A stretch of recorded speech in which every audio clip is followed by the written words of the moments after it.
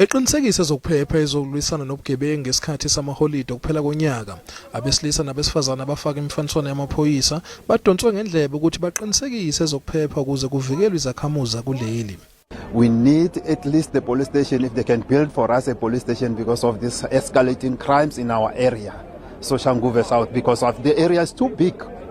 It's too big, and then we have a police station at Akashia which cannot accommodate all of this area because it's now grown to other extensions. Iziphathimandla zesifundazwe zizwakalisa ukukhathazeka ngezinga lobugebengu obenzeka eGauteng.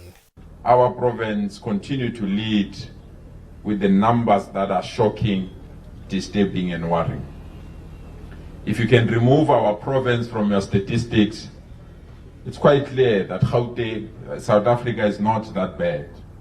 But if you add our statistics, such an extent of so add of that of the Western Cape, you know that our country is in trouble. Ngenyanga edlule uNgqongqoshe uCele wamemezela ukujutshwa kwamaphoyisa ayizinkulungwane eziyishumi asanda kuqashwa kanti azophinda asabalaliswe ezweni lonke ukulwisana nobugebengu, kepha uthi uyaqonda ukuthi awanele. These are human beings. These are fathers, these are mothers, these are brothers, these are sisters. They have families. But for South Africa to be safe, they'll have to make their families secondary. uCele uphinde wanxusa amalungu omphakathi ukuthi asebenzisane namaphoyisa ngokwazisa ngezigebengu ezikhona emphakathini.